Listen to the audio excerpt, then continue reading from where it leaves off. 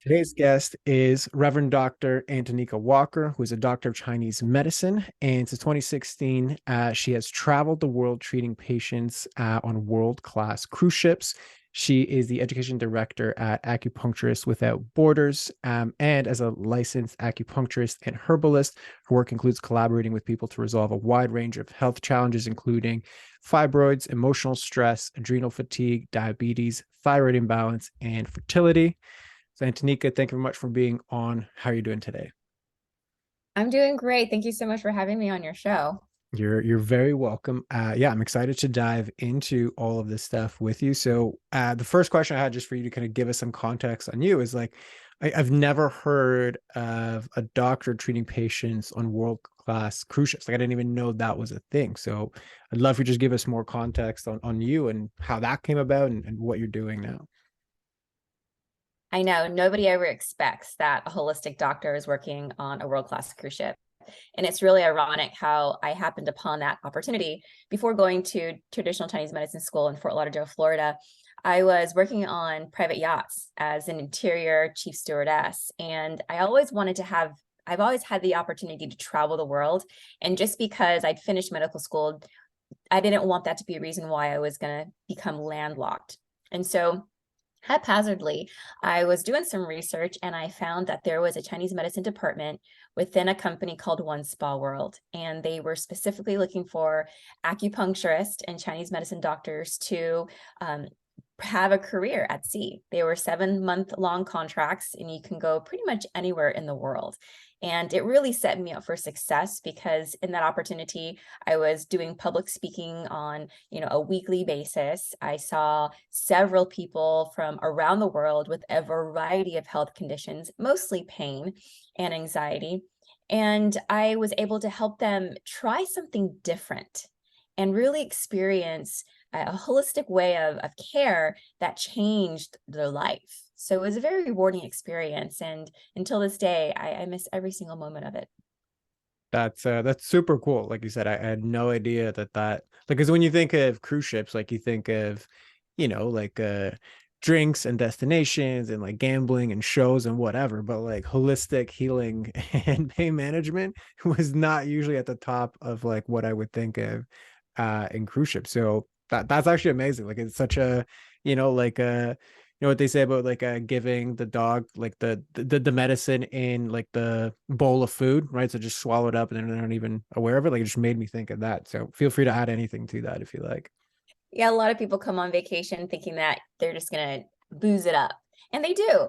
But then there's that demographic of people who come on and they have pain, or they haven't traveled, or they haven't been on a plane and then in a car and then traveled, halfway across the world just to go and see someplace halfway across the world. And so they come with all of these challenges, and then they come to the spa thinking, I'll just get a massage. But then they happen upon me, and then I tell them about all the wonderful benefits, and they just have an incredible experience and cruise. Love it. Yeah, I think that's actually super awesome. I'm hoping that this gets like more mainstream because it's like it should be like a normalized thing. So that's amazing. Yeah. So then if we just switch gears then, like how can I support you today? The shift from taking my practice off of world-class cruise ships onto land, I have to admit, has been the most challenging experience of my life. It's just, I came from a place where I didn't have to market myself. People talked about me. I got referrals from out of everywhere. Even the captain would do announcements. And coming back to land, resetting myself up and realizing that I'm doing the marketing on my own. I have to either have a virtual practice at the time, or eventually look at if I'm going to branch off into doing a brick and mortar. And this was an overwhelming experience. And so it's made me decide, do I really want to stick with this, or how do I want to stick with this? And so I'm just really looking for ways to, you know, really bring that into fruition, so that way I can still propel myself in the way that I did when I was traveling the world. Got it. And what do you feel like you're missing to do that? I feel like I'm missing the marketing aspect, the piece, the I do a lot of social media. I talk about myself and I talk about holistic medicine, but I just feel like people aren't interested. They don't want to know. They don't want to talk about their pain points. And you're right, they probably don't on social media. But I think that it's a challenge getting people to get their foot in the door. You know, they tried everything else and that now they're going to try holistic therapies. No, try holistic therapies first before you try everything else. The challenge is getting people in the door. Got it. And what have you done to like solve this problem? So I've started advertising on heal.me, which is a directory online. I've taken out an ad in Natural Awakenings. I'm about to take out an ad in Psychology Today. I have enrolled as an adjunct faculty with the Maryland University of Integrative Health, and I'm putting myself out there as a instructor of healing community trauma with Acupuncturists Without Borders. And so really putting myself out there as the not only the thought leader, but the leader in educating other healthcare practitioners to get the word out there about what I do and then what else is out there to heal. So, and then copious amounts of social media. Got it. So that's not really yielding the results that you want. Is that correct? Correct. Okay. And just for the sake of clarity, like what are the results that you want? Well, it's a virtual practice. It's kind of like a new concept still. You know, people are still trying to get used to the fact that they don't have to go in and see a doctor. So the results that I would want is, you know, a full book, and a full book would be like when I was on the ships, I would see about, you know, 20 people a day. You know, maybe I'm consulting with like 5 to 10 people a day, doing wellness check-ins and seeing where they're at and marking their progress and helping them get to the place where they want to be in life so they can fulfill their life's purpose, you know, painlessly. Got it. So ultimately, like I want more clients to go through my process, like at the end of the day. At the end of the day, yes. Yeah. Okay, cool. Got it. So what have you like, what is your understanding of how to do that? Like, do you view marketing and sales as something that people just know that other people are better at than other people, that it's a skill that's being built over time? Like what is your relationship to like marketing and sales? I never got any training in marketing and sales back when I was in medical school. You just don't. The ideology is that you get this education and then you go and you find a job or you become the entrepreneur. And in our case, as Chinese medicine doctors, we become the entrepreneur. So we have to learn these set of skills or hire someone to help us create these set of skills, which could be a massive setback when you're starting in practice for the first time and never. So for Yeah. me, I'm thinking that it's, you know, having to create the ability, hire coaches, and execute, and then spend more money on executing on the tools that are going to help me get the visibility.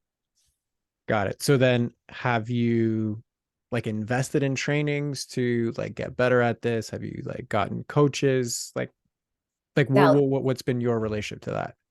spend thousands and thousands of dollars on coaches, on experts, people who were not necessarily experts in my field because the experts in my field in marketing didn't actually evolve until, you know, pandemic, or so to speak, or until now, really.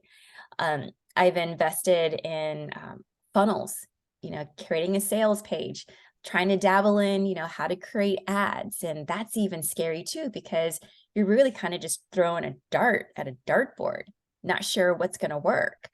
And so it's scary. Yeah, 100% it is. And it's one of those things like you're building a skill set, but you're building a skill set that you also needed to work now because it's like I need to, you know, pay bills and whatever. So it's like the double whammy. So yeah, I understand that. Um, okay, so then initially you were saying, like when I asked you, okay, well, what are you doing? You were like, well, I am putting my ads into these big publications. I am being known as like the thought leader for other practitioners, and I'm putting myself in positions to like be that, you know, thought leader for others that are just starting in this industry and in this space. So my question then is, how is that going to help you get clients? Well, word of mouth, it's the best form of referral. I have a practitioner that I coach right now, and she's just getting overwhelming results with her patients. And she's just so happy with the work that she's been able to produce. And this is someone coming directly out of school, didn't know how she was going to launch her business. And so we partnered up together. And she's talking to her clients about me and what she does. And we get on a call and we co-patient her clients. And so the Mhm. more that I put myself out there, the more people see that, oh, okay, this works. This is interesting. She said something that resonates with me. It's all about putting myself out there. That's what I was always told to do. You got to put yourself out there. It's kind of like in dating. How is anybody ever going to notice who you are if you don't go out? Right. So in this instance, you are putting yourself out there and you're doing it quite a lot and successfully, but you're doing it to other practitioners. So then who is ultimately the person that you're serving? To both other practitioners and also those who I want to be in service to. And so the ones that I want to be in service to, going to networking events and talking to other people in business about what I do in hopes that they might meet someone or know someone who could use my services. Okay. And so like who ultimately is your client? Like who's, in terms of like marketing speak, like who's your avatar? So my avatar is someone who has been dealing with some discomfort. They want to have a child and they don't know why they can't conceive, and they think that doing in vitro is the only way. But they would much prefer a holistic method to their care. Someone who has the flexible income, has the patience and the drive to take care of their body in the way that it needs to be taken care of, so that way they can achieve that ultimate goal. And ultimately someone who is passionate about doing things naturally, and somebody who wants a natural way because the other ways haven't worked for them, or they've heard about the other ways and they don't want to go down that route. Got it. So ultimately a client that's struggling with fertility who wants a natural solution to it and doesn't have to go down the road of IVF. That would be one avatar. I Mhm. worked with pain, I worked with digestive issues, I worked with, depression and anxiety clients. But I would say that nowadays there are a lot of couples who are having a hard time conceiving, and it's not obvious to them why that is. And so there's areas that I like to focus on, and that is an area that I like to give more attention to. Okay. So then, like, is that your ideal client or is there other people as well? There's other people as well. I would say the easiest for me to work with are those who are experiencing mental health challenges, depression, anxiety. That is, it's interesting. Chinese medicine is not like you're a specialty in a certain, case or ailment. We look at patterns and the way that the body is functioning based on the elements and the environment that we're living in. And so we go to peel back the layers of the onion. So when somebody asks me, what's your avatar? What's your ideal client? Well, it's someone who's got a problem that I can solve. Right. And I know this is the blessing and the curse to people like yourself who are so good at just treating, the system that is the human in some ways, because you can work with everything. The issue with that isn't your ability to help, it's your ability to communicate clearly, right? And I reflect that back to you because like I still don't really know like who in my network I could technically send to you. Like I could send somebody who obviously has like fertility issues, but then it's kind of like, okay, well, she kind of does that and like other things. So like, do I actually like want to send that person to like you? Right. And when I ask, okay, well, what are you doing? Like all of your efforts seem to be around getting into circle with other practitioners. Like I am in positions of authority and being an expert in these circles. So I am seen as somebody who can, like you said it, my client is getting amazing results, like doing, like a mentorship with me to treat client cases because I know so much.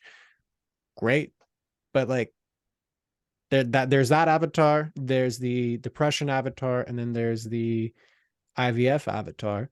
So it's kind of like, I understand you're doing a lot, but it sounds very diluted.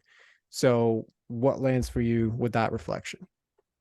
It says that I need to focus on one thing and one thing only, like you can't be the master, you can't be a slave to so many masters. But to be quite honest, I get bored. And I would say that a lot of people in my position would get bored if they just saw one thing all the time. It's one thing, there's so many different ways to explain what I do to a variety of different cases. But to focus my efforts on just, for example, digestive health, it's like, but there's so much more that I can do. Right. So what would it mean if you were bored? Not moving in life, not fulfilled. Same thing over and over again. Am I actually making a difference? Okay. So if you were consistently, whatever, you just use digestion. So I'm like, if you're consistently getting like stellar results with improving people's digestion, and so many things are going to clear up because their digestion's better, is it true that you're not actually making a difference? Sure, I'm making a difference. Okay. But it just seemed like there was a part of you that was like, well, no, I'm not actually making a difference. So what's the disconnect there?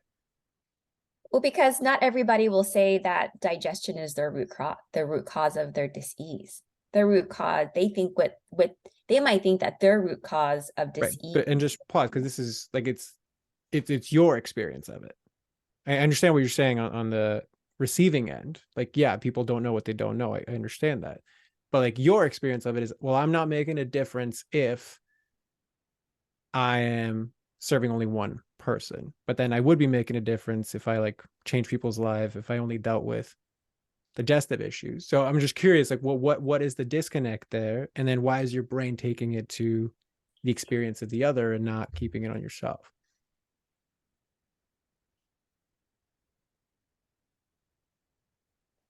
I don't know what I don't know. It's a hard Okay. question. Okay. Well, take your time. I mean, it's your experience of it. I'm just curious. Like, I don't like I don't know what your answer is. It's your answer, right? Can you rephrase the question? Because there's so much going on there. Mm-hmm. So, how do you define making a difference? Well, let's just start there.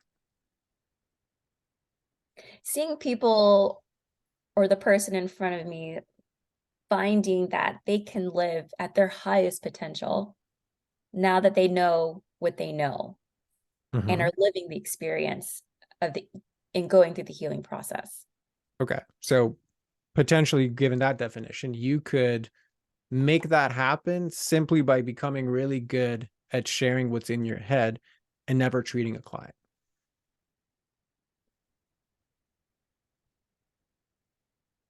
I can inspire. Yes. Absolutely. But that doesn't seem like it's the difference that you want to make. It's definitely scalable to me to inspire and to educate. Agreed. And is scale the difference that you want to make? If it means reaching millions of people versus thousands of people, Mm-hmm. that would be the financial currency that my heart desires. Okay. Well, you could reach millions of people and not make a lot of money. Mhm. Like, it's a potential setup. Like, you have people that have a lot of followers, but then are broke. So, would it be the financial thing you're looking for, or would it be the thing your heart desires? It would be the thing that my heart desires because at the end of the day, what legacy am I leaving? Okay. So, legacy in your instance is the footprint that you leave in the world as measured by like the volume of impact you get to make. Absolutely. Okay, cool. So that can be in direct opposition to being extremely helpful to a smaller number of people and impacting them deeply. but it's not as widely known. So what's your reflection of that reflection?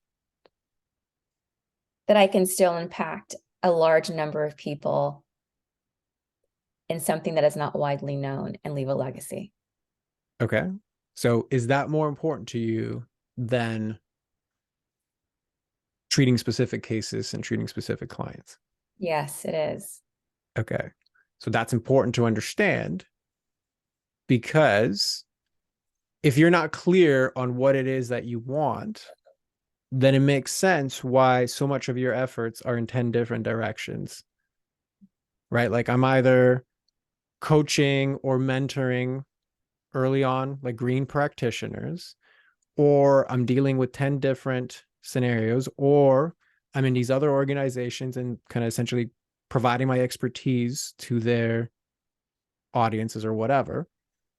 So those can all be contributing to the goal of spreading my legacy, which is a beautiful thing. And if that's what you want, that's great.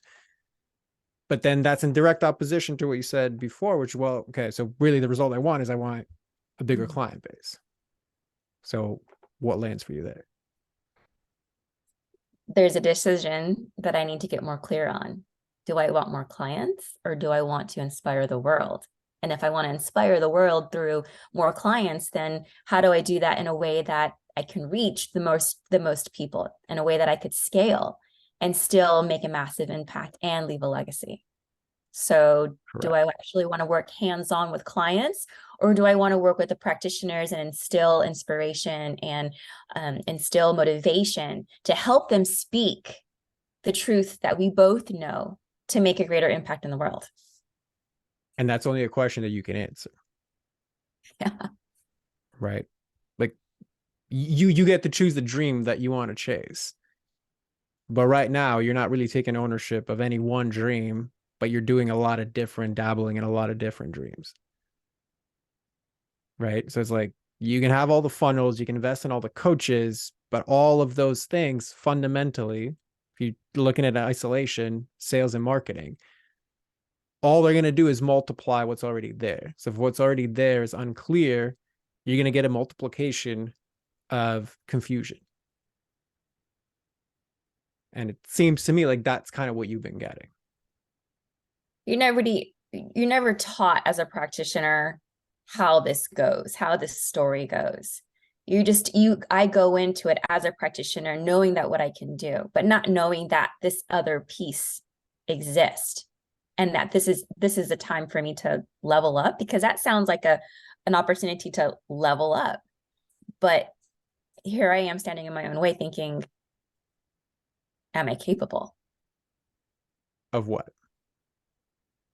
of being that leader in a in an industry or in a profession that I've only done for 12 years, and I'm not like those pioneers who've done it for 20 and 30 years. Do I actually need 20 and 30 years of experience of being in clinical practice to be the inspirational, motivational speaker that I need to be to scale and level up?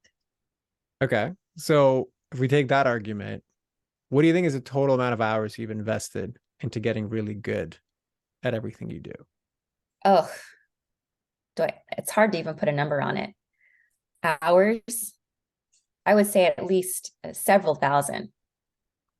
I would agree, right? So even just again, I don't, it's the first time we've met, but looking at just how you speak about your level of expertise and the fact that you're really good at helping other people who have gone through the same schooling as you have and are like getting them these results, is like if you look at like just like the 10,000 hour rule, right? Like Malcolm Gladwell's thing on like, okay, what does it take to be world class at anything? Generally, it's like, full-time effort for like 10 years, which sounds to me like it's exactly what you've been doing. Like if I worked at a cruise ship for 7 years and I saw 20 people a day, you're probably going to get pretty good at seeing the patterns of all of the things. And then there's going to be that one off that's like, oh, I don't know how to handle this. And you're going to go and you're going to figure that out. And then it's not going to be an issue anymore. You're going to repeat that, for a long time.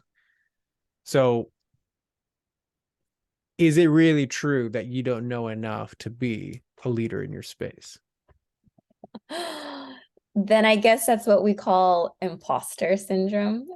I think that, Always wanted that's to know what the that would be. definition. Correct. So, okay, what's landing for you there? That I have imposter syndrome. Okay. And what is coming up for you with that realization? That I'm getting in my own way. Correct.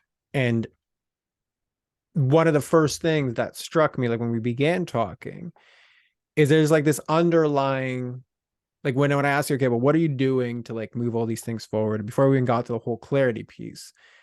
But just like diving into all of these things, it's like there was a through line of like seeking permission to speak to audiences.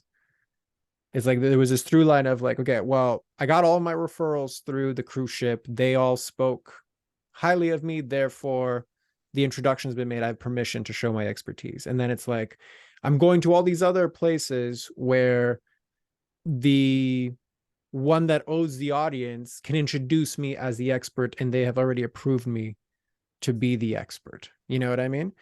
And that was just like a hunch. I don't know. Like, does that resonate with you? Does it not resonate with you?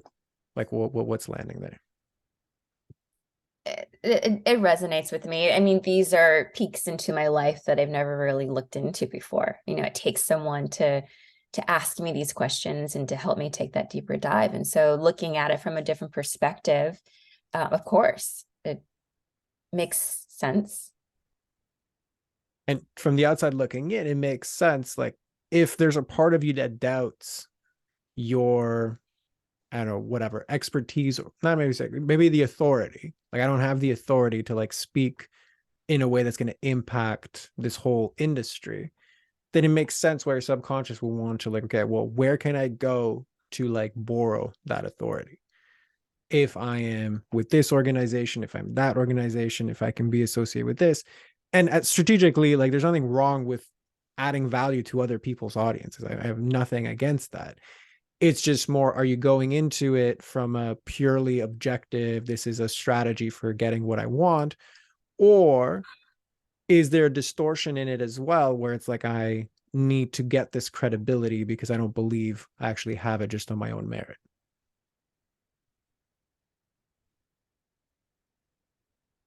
I don't think the latter. Okay, perfect. So what did I miss? What's landing? What is it?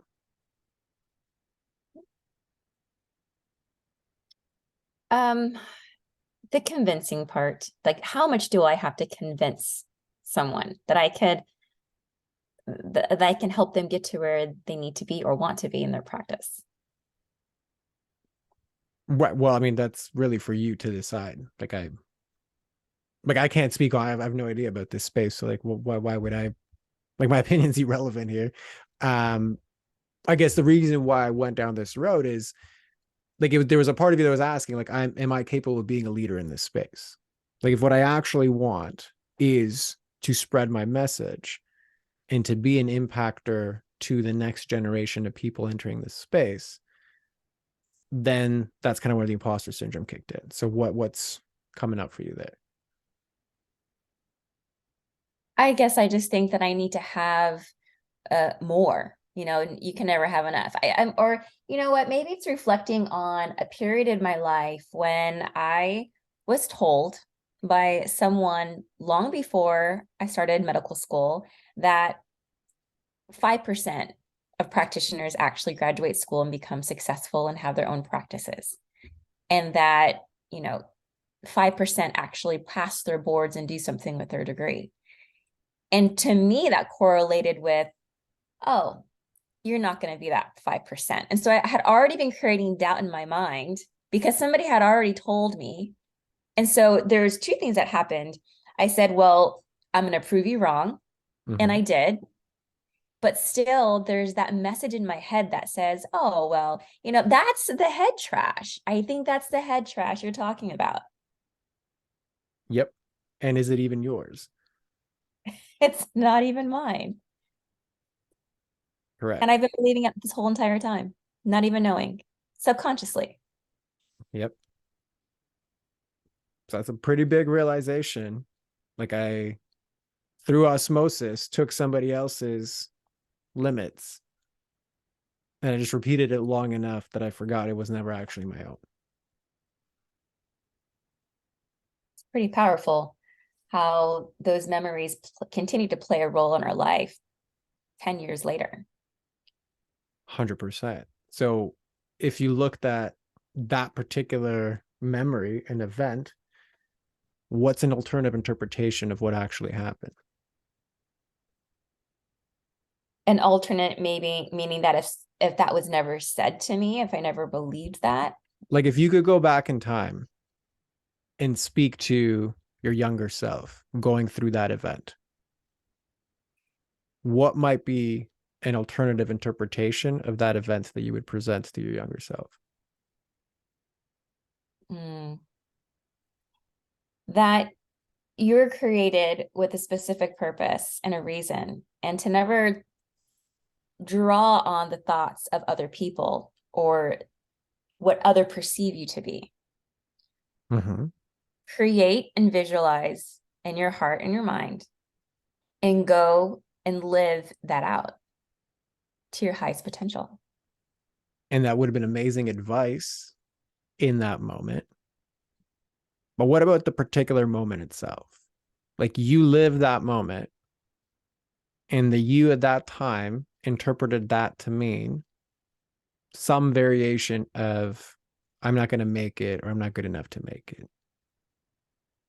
So, what's an alternative interpretation of what actually transpired in that moment? Not good enough. Mm-hmm. You are wasting your time. Nobody's going to believe you. Yeah. And that's the parts you took on that weren't yours. But what were the actual facts of that event? You changed a lot of lives. You've, Well, that's and what happened afterwards. But I'm talking about like that event, like you're literally hearing this person speak these words. If you just bare bones, what were the facts of that event? they weren't true, that they were not facts. So what was it? Like, let's get very specific. Like what was it not a fact? Like if we say something's not a fact, so what is the actual fact? What is it that actually happened in that moment? It was like a false interpretation of who I am. It was a Correct. So that's happened after words were uttered. So the only fact that actually existed here was this person said these words. Like if there was a camera recording of that moment, that's all that would have happened. Two people, whatever, sitting across from each other, standing across from each other, and this one person says only 5% of people make it. Would you agree that that's the only factual thing that actually happened in that moment? I agree. Sure. Okay. So after that fact, the younger part of you took that to mean I'm not going to make it. Yeah.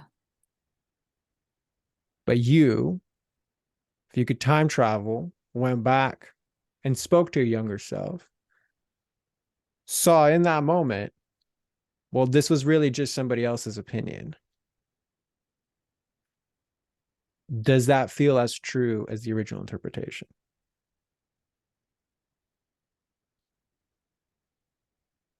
No, but it's really interesting why I say no. Mm-hmm. So what? It's like why do I gravitate towards the negative versus the positive? So it's a good question. Why? I feel like I have to prove something. Mm-hmm. So then, as you even said it, like I had to prove this person wrong. Yeah. So even when prompted to go back in time, and you know what happens because you've lived it, like you clearly have had a very successful career and have proved this person wrong. So it was just their opinion. there's still a part of you that can't just accept that. You have to go into the space with this proving energy.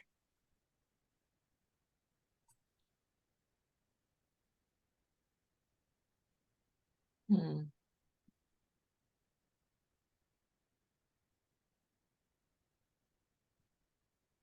So I'm trying too hard and I trying too mean, hard to you tell prove. me, like, well, what are you trying too hard at? And I feel like, I mean, there's that saying that if you don't, you got to work hard, play hard, and you got to be willing to do what it takes. And being prior military, prior Coast Guard, that's what you just did. If you didn't work hard, then you were non-deserving of the benefits, or you were non-deserving of, you know, being promoted. Okay. So obviously that has some merit and has served you very well in life because it got you a lot of big accomplishments. And if the primary lens through which you view most interactions is there's something for me to prove, and I have to work extremely hard to be deserving of good things, is that also a distortion of that good quality? I mean, in today's world, absolutely. 100%. And if you then backtrack and take a look at, like I just say, you rewind this conversation, initially I came in unclear about what it is I actually want. There's a part of me that like wants to impact millions. Now a potential undertone of that is like, okay, well, do you want to impact millions? Because then that proves something about you.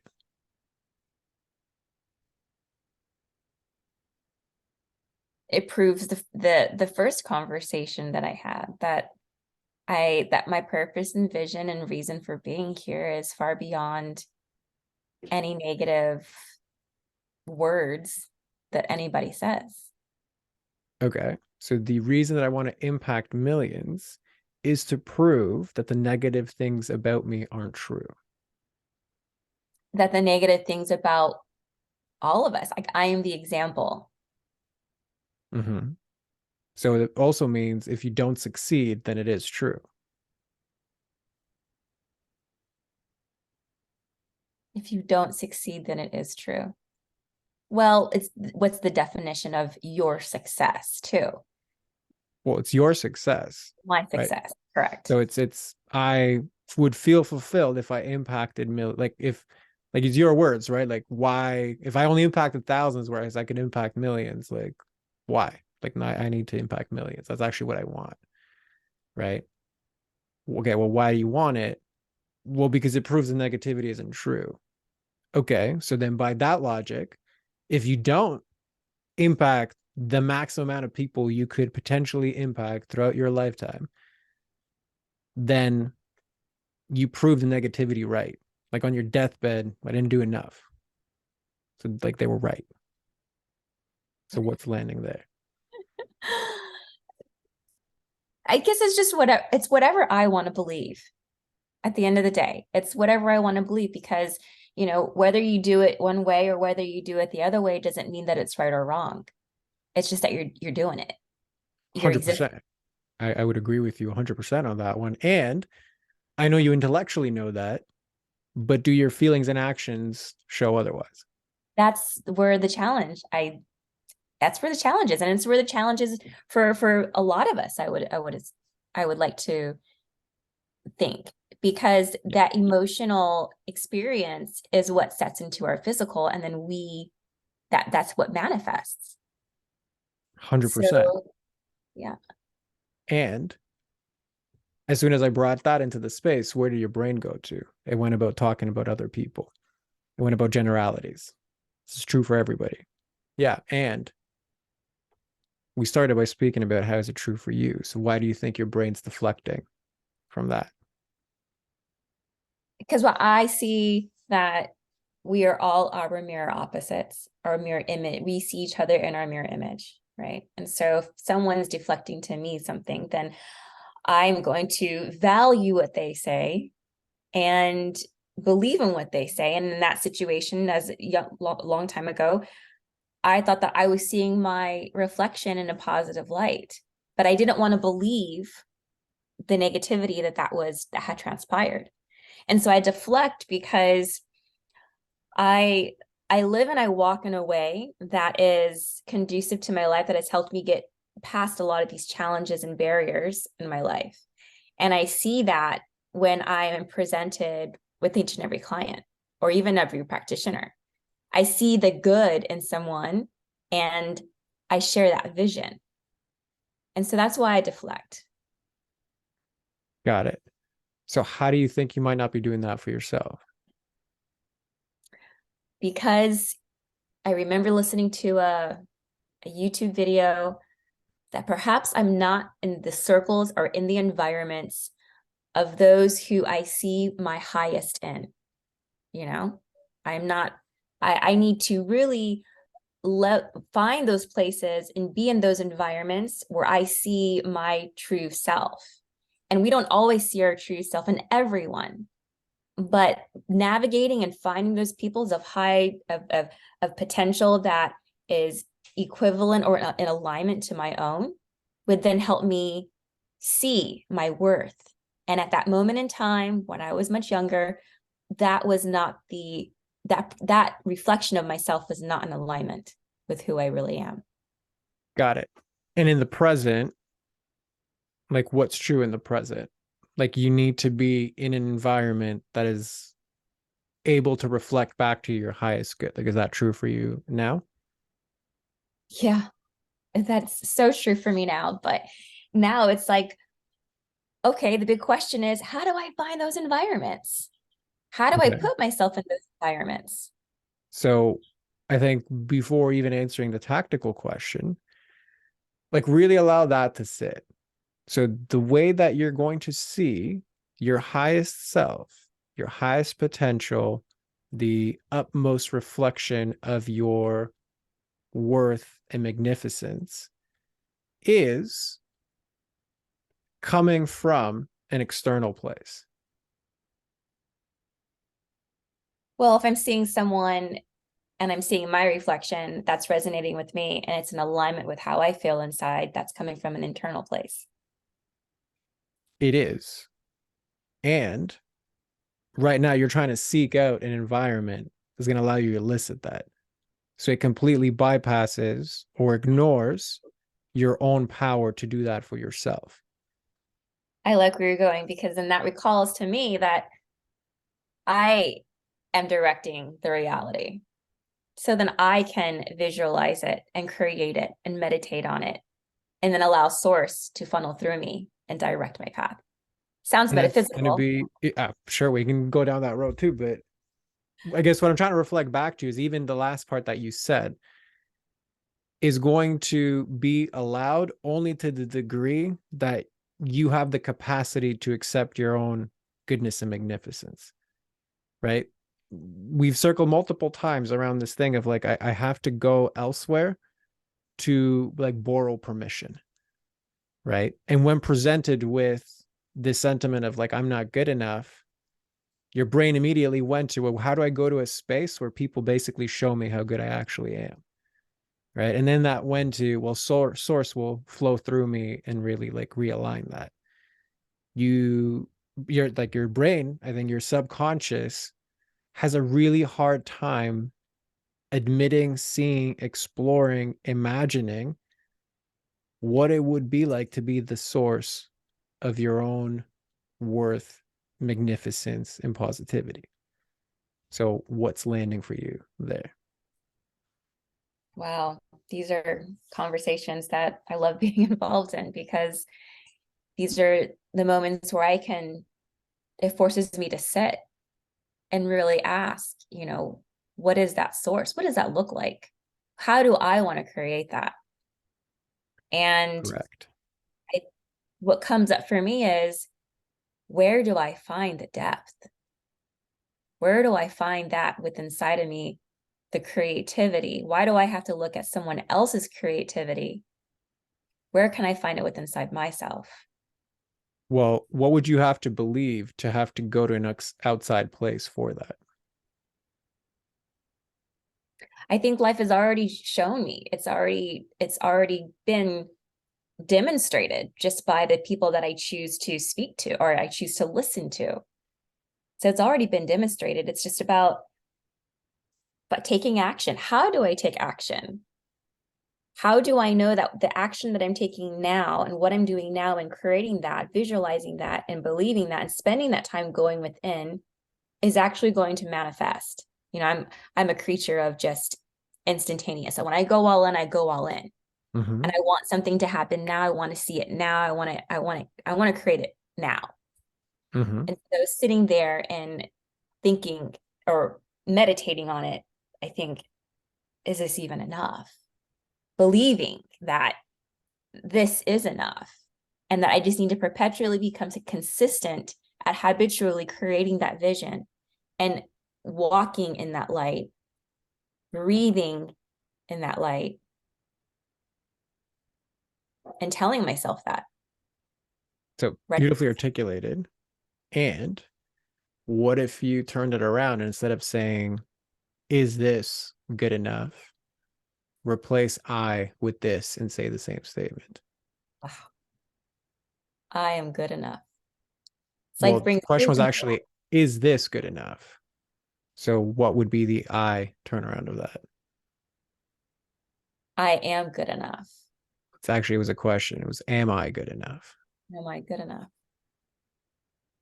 Because your brain does a wonderful job of not, as soon as it gets funky and as soon as it ges uncomfortable and as soon as it like begins to go around that edge of your comfort zone, your brain immediately goes to either the second or the third person. Like, is this good enough? Right? You were describing your process of the actions that you were going to take. Is this good enough to like manifest what I want?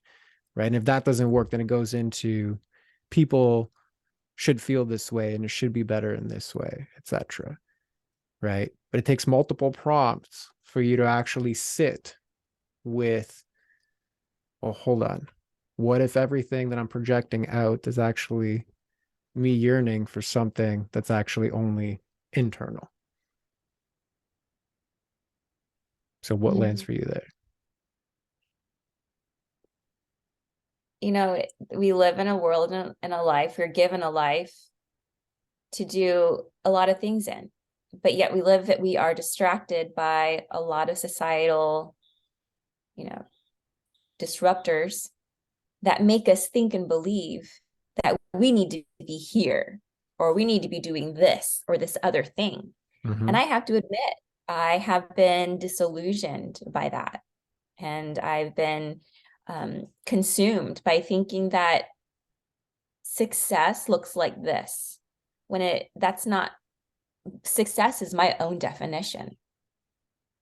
Correct. And then there's the other element of, you know, having healthy relationships and building healthy relationships. In order to have a healthy relationship, what does that actually look like?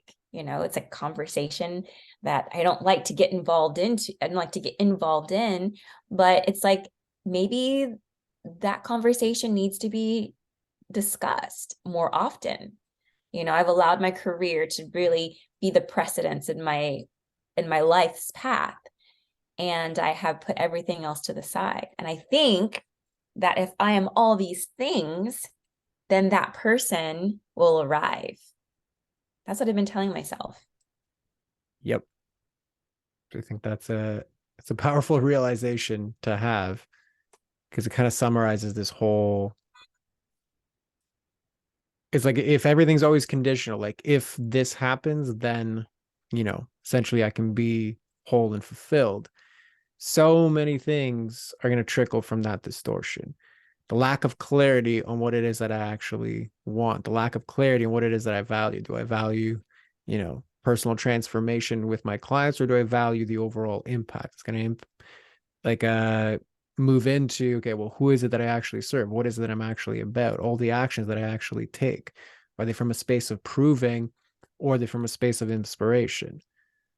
Right? How do I sell? What is it that I sell? Who do I sell to? Right? What is my position in the world if I'm looking for the world to give me something that fundamentally only I can give myself. But in other ways, nothing external can fill the hole in my soul, right? It's a lot of things that come from that one linchpin and ripple out to a lot of different areas. So, what's landing for you there? Mm. Life is just taking a different direction. It just really, it gives me perspective on, you know, I didn't know what could be next until I have those conversations that propel me into what is next. And these are those conversations. I'm always seeking, listening for those conversations, but what is it that enriches my soul? That's the deeper question. 100%. So, yeah, I think that's a beautiful question that again only you can answer.